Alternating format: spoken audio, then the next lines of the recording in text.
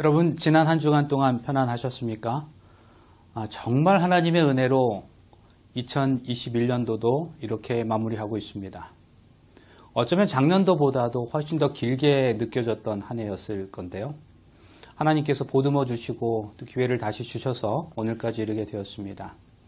2021년 한 해가 마치는 그날까지 또 하나님의 이 은혜를 묵상하시면서 감사와 찬양이 계속되시기를 소망합니다. 오늘 기억절을 포함하여 이번 과의 주제는 어떤 의미에서는 이 한 해의 마지막 달을 살아가는 우리에게도 꼭 맞는 말씀이라고 생각됩니다.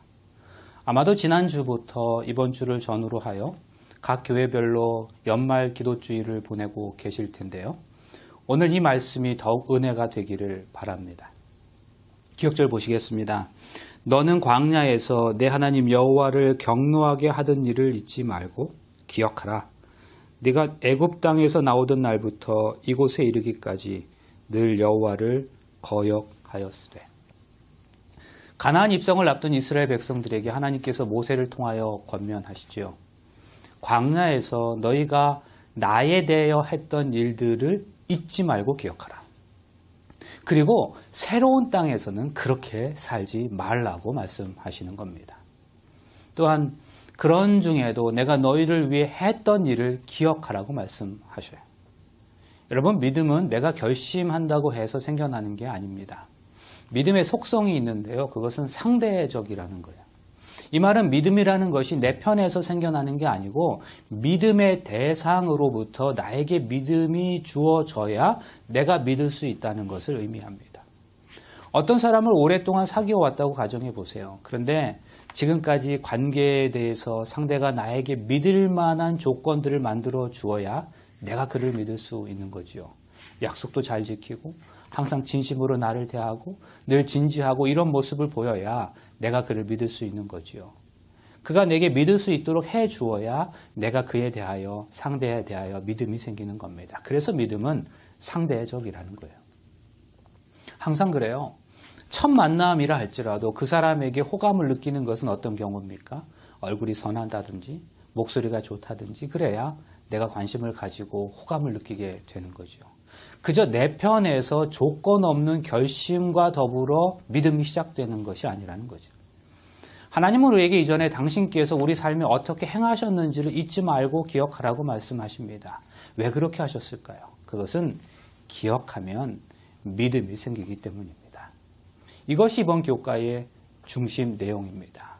그러므로 이번 교과를 공부하신 이후에 하나님께서는 당신의 백성들이 하나님께서 그들을 위해 행하신 모든 일들을 잊지 않기 원하신다는 사실을 깨닫게 되시기를 바랍니다. 그러면 우리는 너무나 자연스럽게 하나님께서 우리의 구원을 위해서 그리스도를 통해 이루어 주신 그 모든 일들에 대하여 감사하게 될 겁니다. 그리고 우리는 매일의 삶 속에서 하나님의 은혜를 기억하고 감사를 표현하기 위하여 노력하는 삶을 살아가게 될 겁니다. 자, 이제 일요일의 내용 확인하시겠습니다. 무지개를 기억함. 성경에서 기억하다라는 동사가 가장 처음으로 사용된 곳은 창세기 9장입니다. 그러면 이 단어는 구체적으로 어느 사건과 관련해서 등장했을까요? 네, 노아 홍수 사건입니다.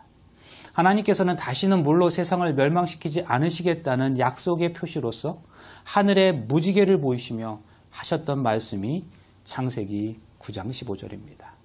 내가 나와 너희와 및 혈기 있는 모든 생물 사이에 내 언약을 기억하리니 다시는 물이 모든 혈기 있는 자를 멸하는 홍수가 되지 아니할지라.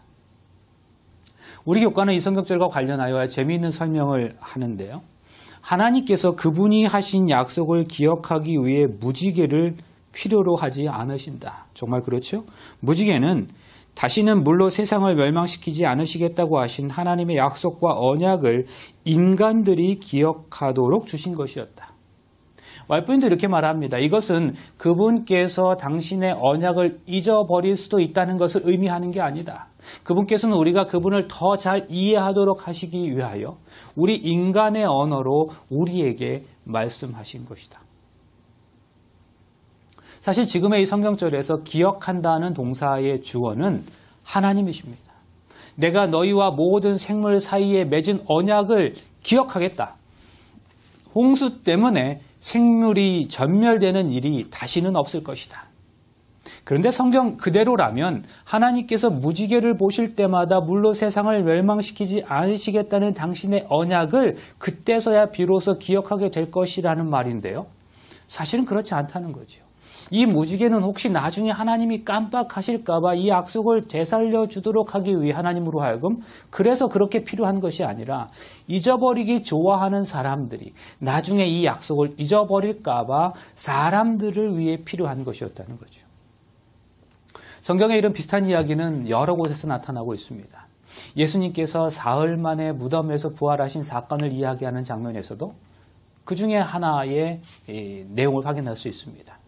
안식일이 다하여가고 안식 후 첫날이 되려는 미명에 막달라 마리아와 다른 마리아가 무덤을 보려고 왔더니 큰 지진이 나며 주의 천사가 하늘로서 내려와 돌을 굴려내고 그 위에 앉았는데, 자, 여기 보세요. 무덤을 막았던 돌이 굴려진 이야기가 나옵니다. 그러면 여러분, 그 돌은 누구를 위해서 굴려놓은 것일까요? 예수님을 위해서요? 우리는 그냥 쉽게 그렇게 생각할 수 있어요. 천사들이 돌문을 열어서 예수님께서 무덤에서 나오도록 그 돌을 굴려놓은 것이라고 생각해요. 그러나 곰곰이 생각해보면 하나님이신 그분께서 굳이 그런 도움을 받으셨어야 했을까요? 죽음을 정복하신 분이 바위덩이 하나 밀어내실 힘이 없을 정도로 약하셨을까요? 여러분 생각해보니까 그게 아니더라고요. 성경을 계속 읽다 보니까 이런 표현이 나옵니다. 그가 여기 계시지 않고 그의 말씀하시던 대로 살아나셨느니라. 와서 그의 누우셨던 곳을 보라. 여러분, 그 돌은 예수님을 위해서가 아니라 이 여인들을 위해서 굴려졌어요. 예수님께서 나갔을 수 있게끔 하기 위해서가 아니라 그 여인들이 들어갈 수 있도록 하기 위해서 굴려졌던 거죠. 이 이야기는 정말 감동인데요. 사실 이 여인들은 예수님이 부활하셨을 것이라고 생각하고 무덤을 찾아온 게 아니었어요. 그리고 이 무덤은 임봉되어 있었고 군인들이 지키고 있었음을 그들도 알고 있었어요. 그래요. 여러분, 그들은 예수님에게 무엇을 받기 위해서가 아니라 그저 예수님 계신 곳에 가까이 가고 싶었던 거지요. 그런 그들을 위해 하나님께서는 천사들을 보내셔서 무덤을 막은 돌을 굴려내셨던 겁니다. 우리가 예배하는 하나님은 그런 분이세요. 당신이 아닌 우리를 위해서 기꺼이 당신의 일을 하시는 분이십니다. 하나님께서 인간과 맺으신 언약을 나중에 우리가 혹시 잊을까 봐 하나님은 무지개를 보내주셨습니다. 사람들과 맺으신 언약의 징표로서 아름다운 무지개를 구름 속에 이렇게 두심으로 나타내신 당신의 그 그릇 행하는 피조물에 대한 하나님의 겸손과 동정은 얼마나 큰가. 그래서 여러분, 우리는 우리에게 이런 기도가 필요한 거지요. 무지개를 통해 주신 하나님의 분명한 약속을 기억할 수 있게 도와주셔서 감사합니다. 세상이 쏟아내는 말들보다 하나님께서 우리에게 주신 말씀을 더 신뢰하며 순종하는 그리스도인이 되게 하여 주시옵소서. 이렇게 말입니다. 자, 둘째는 월요일입니다. 지나간 일들에 대하여. 여러분, 광야에서 하나님께서 이스라엘 백성들에게 보여주시던 것들에 대한 어떤 것들이 있을까요? 출애굽 당시 홍해 사건, 구름 기둥과 불 기둥의 경험, 만나 사건, 메추라기 사건, 반석의 물 사건 등등 다 열거하기 어려워요. 그러면 이 중에 어떤 것은 단 한 번뿐인 사건이었을 수도 있지만 어떤 것은 매일매일 경험하는 기적과도 같은 사건들이었어요. 그것도 40년 동안이나 말이에요. 더군다나 그들은 하나님의 음성을 직접 듣기도 했습니다. 우리 교과는 말해요. 하나님께서는 단순히 위대한 일을 행하신 것이 아니라 그들이 결코 잊을 수 없는 방법으로 그 일을 행하심으로 그들이 그 일을 기억하게 하셨다. 그런데 여러분, 우리가 우리 지난 인생에서, 우리 인생에서 말이에요. 이 중에 하나라도 경험했다고 가정해 보세요. 그 한 가지 또 한 번뿐이라 할지라도 어떤 것이든 그것은 우리가 만나는 사람들마다 모두 다 이야기하며 고백했을 뻔한 사건들이지요. 홍해 사건 우리가 경험했다면 평생 그것을 기억하며 살지 않았을까요? 만나 사건은 어떠합니까? 메추라기 사건은요. 그만큼 인생의 임팩트가 큰 사건들이었죠. 그런데 이스라엘 백성들은 그 하나뿐만 아니라 그 전체를 다 경험했어도 그런 모든 것들을 잊을 수 있었다는 게 정말 놀랍습니다. 여러분은 내가 지금 말하는 이 모든 법을 지켜야 합니다. 그러면 여러분과 여러분의 자손들이 복을 받아 여호와 하나님이 여러분에게 주시는 땅에서 오래오래 살게 될 것입니다. 세번역 성경인데요. 모세는 이스라엘 백성들에게 호소해요. 모세는 하나님께서 이스라엘 백성들에게 행하셨던 일들을 상기시키면서 하나님의 말씀에 순종하는 삶을 살아감으로 하나님과의 언약 관계를 유지하기를 원했죠. 하나님께서 당신의 백성을 상관해 오신 이야기는 자주 반복되어야만 한다. 고대 이스라엘을 다루실 때에 그가 얼마나 자주 길의 표지들을 세우셨는가.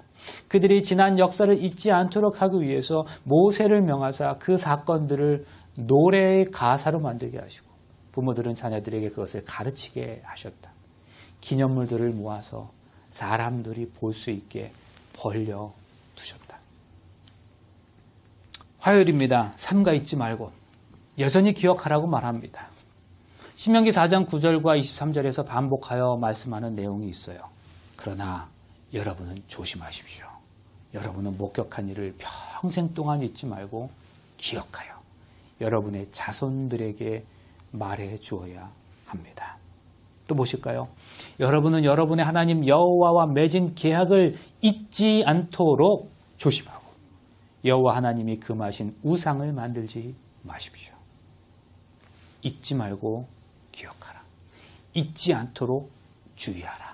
그런데 여기서 주의하라는 표현은 지키다, 준수하다 그런 말로도 번역이 가능하기 때문에 세번역 성경은 잊지 말고 지키라고 그렇게 번역하고 있습니다. 사실 이 단어는 구약 성경에서 약 470번 정도 나와요. 그만큼 성경에서 많이 강조되고 있는 단어죠. 또 여기에서 말씀하고 있는 잊지 말라는 표현은 율법의 의무를 감당해야 할 이스라엘 백성들의 역할을 망각하지 말라는 걸 의미합니다. 이 말은 이스라엘 백성 각자가 자신의 특별한 신분을 기억하고 하나님과 히브리인 동포들과 자신들과 함께 살고 있는 히브리인이 아닌 사람들과 그리고 그들 주변에 있는 다른 민족들 앞에서 어떻게 살아야 하는지를 잊지 않고 기억해야 한다는 뜻이었다. 여러분, 이 말은 매우 중요합니다. 우리가 살아가는 사회에서 우리에게 맡겨진 다양한 역할들이 있잖아요. 하나님의 자녀인 그리스도인으로서 교회 공동체 안에서, 하나님 자녀인 그리스도인으로서 가정에서, 하나님 자녀인 그리스도인으로서 교회 밖 사람들과 어떻게 관계하며 살아가야 하는지를 기억하는 건 매우 중요합니다. 우리는 사실 그동안 교회 안에서의 그리스도인 삶에 대한 이야기를 더 많이 해왔어요. 정각 출석을 강조하고 교회일 때는 어떻게 옷을 입어야 하는지 또 11조를 강조해왔어요. 그런데 이건 다 교회 안의 이야기잖아요. 그런데 진짜 그리스도인은 교회 안에서뿐만 아니라 교회 밖의 일상의 삶에서도 그리스도인으로 살아갈 수 있어야 하죠. 너무나 불행하게도 그동안 교회는 이 일에 많이 성공적이지 못했습니다. 교회 공동체 안에서는 분명 목사고 장로고 집사고 하나님 믿는 신자인데 교회 밖을 나가면 오히려 세상과 차이가 없는 삶을 살아가는 거예요. 교회 예배 정각 출석은 아주 잘하는데 교통법규는 잘 안 지키고 탈세하고 정직하지 못한 그리스도인으로 살아가는 거죠. 그래서 요즘에 그리스도인들은 마치 현대판 신데렐라 같은 삶을 살아가는 겁니다. 동화 속에서 공주같이 예쁜 신데렐라가 시계가 12시를 가리키면 곧 본래의 누더기 옷을 입은 신데렐라로 돌아가는 것처럼 교회에서 12시 오전 예배가 마치면 바로 세상과 다르지 않는 삶으로 돌아가 버리는 현대판 신데렐라 그리스도인인 겁니다. 신데렐라는 이름의 의미가 재투성이라는 뜻이라지요. 아무리 예쁜 옷 입고 포장하면 뭐합니까? 죄를 뒤집어 쓰고 있는데. 그리고 12시가 넘으면 다시 그 모습으로 돌아가 버릴 텐데요. 그래서 여러분, 정말 중요한 건 안식일 오전 11시에 내 모습이나 일요일 오전 11시, 월요일 오전 11시에 내 모습이 똑같이 그리스도인의 모습일 수 있어야 한다는 거죠. 일상의 삶에서도 그리스도인으로서의 모습이 드러날 수 있어야 한다는 사실입니다. 그런데 이러한 사실을 자녀 세대들에게 제대로 전수하는 부모 세대가 필요하다는 겁니다. 그들은 기념물을 만들어 그들의 눈에 띄도록 하였다. 그것들을 보존하기 위하여 특별한 노력을 기울여서 자녀들이 이 일에 관하여 물을 때에 전체 이야기를 반복하였다. 그래야 자기 백성에 대한 하나님의 섭리의 손길과 하나님의 돌보심과 구원 속에 두드러지게 나타난 선하심과 자비를 마음속에 간직하도록 하였다. 모세는 이 부분을 강조하는 거예요. 이것은 자신의 경험 이야기이기도 했습니다. 사람이 그 친구와 이야기함 같이 여호와께서는 모세와 대면하여 말씀하시며 모세는 진으로 돌아오나 그 수종자 눈의 아들 청년 여호수아는 회막을 떠나지 아니하니라. 여러분, 저는 어느 날 이 성경절을 읽다가 깜짝 놀랐어요. 전에는 그냥 스쳐 지나갔지만 어느 날인가 이 성경절을 읽으면서 마음에 깊은 감동을 경험했습니다. 여러분 잘 보세요. 여기 말씀을 가만히 살펴보시면 모세에 대한 이야기가 나와요. 모세가 하나님과 대면하여 말씀하셨다는 거예요. 그런데 모세는 하나님과 이야기할 때에 마치 친구와 대화하듯이 했다는 거죠. 모세는 정말로 대단한 사람이에요. 그는 그렇게 하나님의 영광을 자신의 눈으로 목도하며 살았던 사람이었어요. 그런데 저는 여기까지 이 성경절을 읽을 때 여기까지만 읽고 모세의 특별함에 대해서만 생각했어요. 그런데 다시 보세요. 모세는 회막에서 기도하다가 진으로 돌아왔다잖아요. 그런데 그 수종자 종의 눈의 아들 청년 여호수아는 회막을 떠나지 않았다는 거예요. 이 말의 의미가 무엇일까요? 여호수아는 모세보다 더 많이, 더 오랫동안 기도했다는 말이에요. 여러분, 한 시대의 영적인 전성기가 어느 때에 경험되는지 아세요? 1세대보다 2세대가, 또 2세대보다 그 다음 세대가 더 많이 기도하고 더 많이 헌신할 때 찾아오는 겁니다. 그러므로 여러분, 모든 부모들이 한 가정의 영적인 리더로서 바로 오늘 결심해야 하는 게 있다면 그게 뭘까요? 하나님께서 내게 맡겨주신 이 자녀들을 이런 사람이 되도록 이끌겠다고 결심하는 거예요. 어떤 사람입니까? 자기 자녀를 부모인 자신보다 더 믿음이 좋은 사람, 부모인 자신보다 더 많이 기도하는 사람, 부모인 자신보다 더 많이 더 깊이 헌신하는 사람으로 양육하는 것이 모든 부모된 자의 사명임을 잊지 마시기 바랍니다. 그러면 그 가정과 교회와 사회에 미래가 있는 겁니다. 그렇게 여호수아는 청년 시절부터 회막을 떠나지 않았던 사람이었어요. 하나님의 성전에서 기도하는 자리를 지킬 수 있었던 사람이었어요. 우리는 바로 그러한 모습과 비교하여 자기 가정의 영적 상태, 자기 교회의 영적 상태, 자기 사회의 영적 상태를 체크할 수 있는 것이라고 생각해요. 그런데 이 성경책에서 우리에게 말씀하고 있는 또 하나의 숨은 메시지가 있어요. 그것은 바로 지도자 모세는 그 청년 여호수아와 더불어 회막에서 기도하는 습관을 가지고 있었다는 거예요. 청년 여호수아가 나중에 훌륭한 영적인 지도자가 될 수 있었던 것은 장년 모세의 함께함이 있었기 때문이라는 사실이죠. 여러분, 이것이 무엇을 말하는가요? 우리 장년들이 청년들을 이끌어 주어야 한다는 걸 말하는 거죠. 우리 부모들은 반드시 우리 자녀들이 영적인 경험을 할 수 있도록 이끌어 주고 지도해 주어야 한다는 것을 의미합니다. 오늘 내 가정의 자녀들을, 이 교회의 청년들을 청년 여호수아로 지명하고 그들과 더불어 회막에서, 성전에서 함께 기도하는 경험이 필요하다는 겁니다. 그래야 그 청년 여호수아가 미래의 지도자 여호수아가 되는 거죠. 교회 모든 장년들이, 모든 부모들이 우리들 각자에게 맡겨주신 청년 여호수아를 영적으로 잘 양육함으로 하나님의 원래의 뜻을 이루게 되시기를 간절히 소망합니다. 자, 넷째 날 수요일의 내용입니다. 먹고 배부르게 되었을 때. 수요일 교과의 내용에 매우 적절한 성경절이 있습니다. 누가복음에 있는 말씀인데요. 저희에게 이르시되 상가 모든 탐심을 물리치라. 사람의 생명이 그 소유에 넉넉한 데 있지 아니하니라 하시고, 예수님께서는 물질의 넉넉함에 행복이 있지 않다고 말씀하십니다. 이스라엘 백성들은 가나안 땅에 입성한 후에 모든 소유가 풍성해졌어요. 그러나 그들은 그것 때문에 하나님께서 허락하신 은혜를 망각했답니다. 신명기에 두 개의 큰 축처럼 강조되는 두 가지가 있어요. 신명기 6장과 신명기 8장인데요. 첫째는 하나님 우선주의예요. 너희는 마음을 다하고 성품을 다하고 힘을 다하여 내 하나님 여호와를 사랑하라 하는 거예요. 둘째는 말씀 우선주의예요. 사람이 떡으로만 살 게 아니고 오직 여호와의 말씀 입에서 나오는 모든 말씀으로 사는 줄을 너로 알게 하려 하십니다.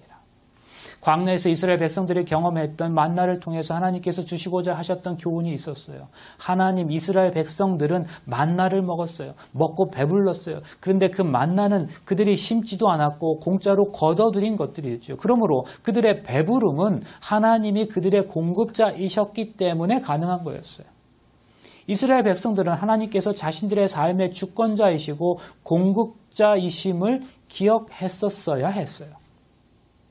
그런데 이러한 사실을 망각하고 그들이 경험했던 여유와 풍요로움과 배부름의 축복이 오히려 하나님을 잊어버리도록 했다는 겁니다. 잘 보세요. 하나님께서 그들을 축복으로 주셨는데요. 많은 것들을 주셨어요. 이스라엘 백성들은 그것들 때문에 하나님을 잊어버렸답니다. 그러면 여러분, 이게 그들에게 축복이겠습니까? 저주이겠습니까? 뭐 물어보나 마나 하지요.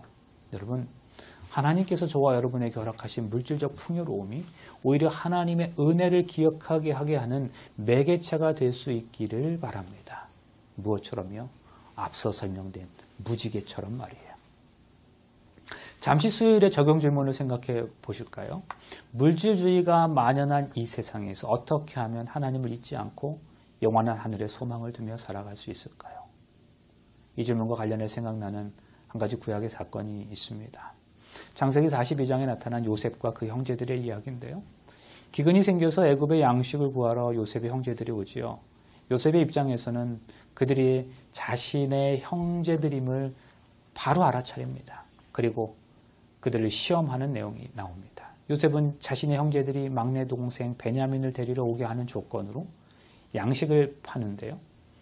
요셉은 몰래 부하들을 시켜서 그 돈을 다시 그 자루에 넣어 보냅니다.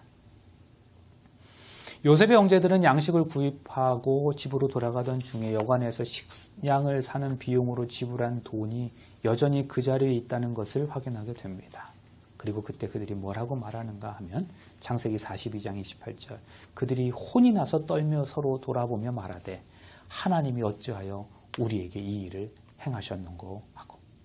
잘 보세요. 그들은 와, 돈이다, 신난다, 공짜로 식량을 얻었다 이렇게 말하지 않았어요. 돈이 자신들에게 여전히 있는 것을 알았던 그 순간에 그들은 하나님을 찾았다는 거예요. 원래 이들은 돈이 좋은 사람들이었어요. 최종 목적이 그것이 아니기는 했지만 자기 동생마저도 돈을 받고 팔았던 사람들이에요. 그런데 이들이 어떻게 이렇게 변화될 수 있었을까요? 돈을 보고 오히려 그것이 그들이 두려워 떨며 서로를 쳐다보고 어째서 하나님이 우리에게 이런 일을 하셨는가 하고 한탄하였다고 하지 않습니까? 돈 보고 놀라는 거예요.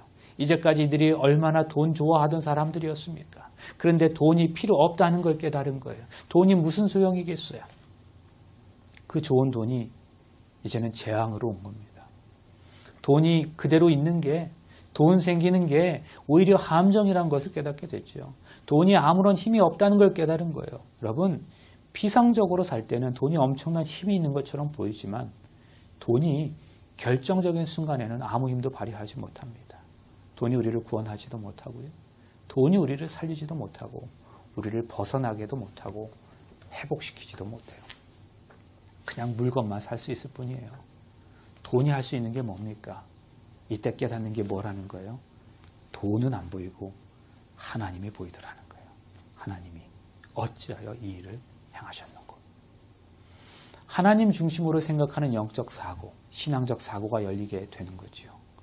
이들이 이러한 사고를 가지게 된 이유는 무엇인가? 자신들이 곡식을 받아들고 다시 고향 땅으로 가기 전에 3일 동안 갇혀 있었는데요. 부조와 선지자는 그때의 그 사건을 이렇게 기록해요. 애굽의 감옥에서 지낸 3일간은 그 형제들이 그들의 과거의 죄를 반성하는 괴롭고 슬픈 날이었다. 그리고 자신들의 자루에 돈이 그대로 있는 것을 발견하였을 때 그들은 하나님께서 그들의 죄를 보셨다는 것과 그가 지금 그들을 벌하시고 계신다는 것으로 인정하였다. 여러분, 뭘까요? 자신들의 상태를 바로 알았다는 거죠. 자신들이 얼마나 나쁜 죄를 저질렀는지, 그리고 그것을 하나님은 다 보고 계신다는 것, 하나님은 그것에 대해 잊지 않고 그 책임을 물으신다는 것을 기억하니까 그들의 삶에서 경험하는 모든 일들이 하나님 중심으로 바뀌어졌던 겁니다. 그러니까 물질이 나를 이끌어가는 게 아니라 하나님이 나를 이끌어가는 거더라 이거죠. 그런 삶일 때 인생의 문제도 물질이 아니라 하나님을 통해서 해결하려고 노력하게 되는 겁니다. 여러분, 이런 삶이 우리 모두의 삶이 되실 수 있기를 진심으로 바랍니다. 다섯째 날 목요일, 종되었던 것을 기억하라. 여러분은 여호와께서 주시기로 약속한 땅에 들어가거든 이 의식을 지키십시오. 만일 여러분의 자녀들이 이 의식은 무엇입니까? 라고 물으면 여러분이 이렇게 대답하십시오. 이것은 여호와께 드리는 유월절 제사다. 여호와께서는 이집트에서 그곳 사람들을 치실 때에 우리 이스라엘 사람들의 집을 넘어가시고 우리를 살려주셨다. 그런데 이렇게 이스라엘 백성들이 그토록 기억하기를 원했던 이 이야기는 이방인들을 향해서도 똑같이 선포되고 있습니다. 하나님의 은혜로 여러분은 그리스도를 믿어서 구원을 받았습니다.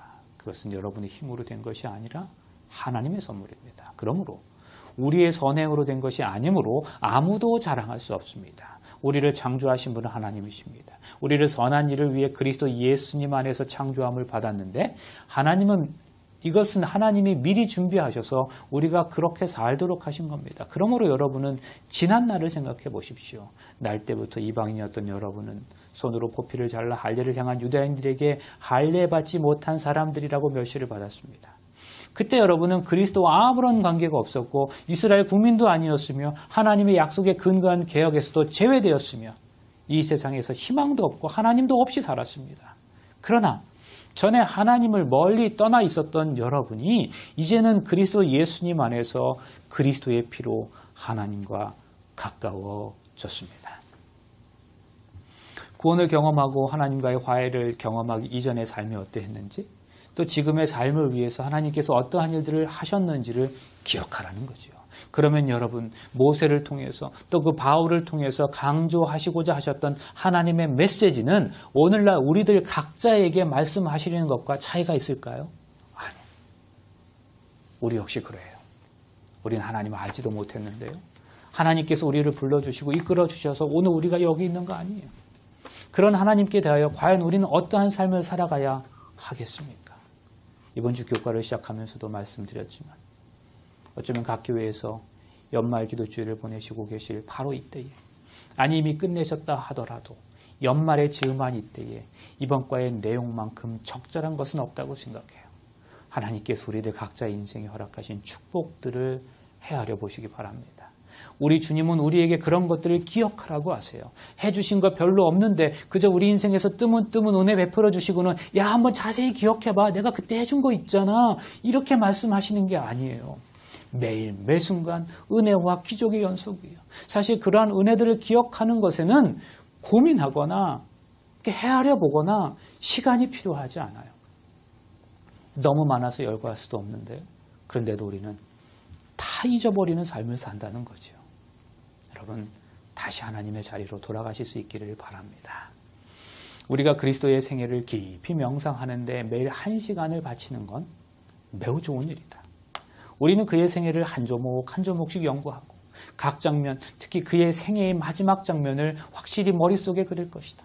이와 같이 우리가 우리를 위한 그의 크신 희생을 깊이 생각할 때에 그에 대한 우리의 신뢰는 더 굳어질 것이며 우리의 사랑은 더욱 고양되고 우리는 더욱 그리스도의 정신에 깊이 물들게 될 것이다. 성도 여러분, 우리의 생명이 붙어있는 날까지 우리에게 허락된 매일의 삶에서 하나님의 은혜를 묵상하시면서 그분과의 동행의 삶을 매 순간마다 다짐하시고 또 그렇게 살아가심으로 하나님께서 약속하신 평안과 행복을 늘 누리며 그렇게 살아가시기를 간절히 소망합니다. 다음 주에는 11과의 내용으로 다시 찾아뵙겠습니다. 삼육대학교가 올해로 개교 115주년을 맞이했는데요. 삼육대학교의 동문 그리고 재학생들이 세계 선교 현장에서 봉사하고 있는 모습을 우리 모든 성도님들과 공유하고 그리고 계속된 후원과 관심을 가지는 기회가 되도록 하기 위해서 이번에 삼육대학교에서는 특별한 해외 선교 대회를 준비하게 되었습니다. 일정은 이번 12월 17일부터 19일까지 금요일부터 일요일까지인데요. 팬데믹 상황으로 인해서 모두 온라인으로 개최될 예정입니다. 여러분들께서는 유튜브 채널을 통해서 계신 곳에서 함께 참여하실 수 있는데요. 지금부터 기억하셔서 기도와 관심으로 이 행사를 고대해 주시고 더 자세한 내용은 앞으로 계속해서 알려드리겠습니다. 여러분 다음 주에 뵙겠습니다. 감사합니다.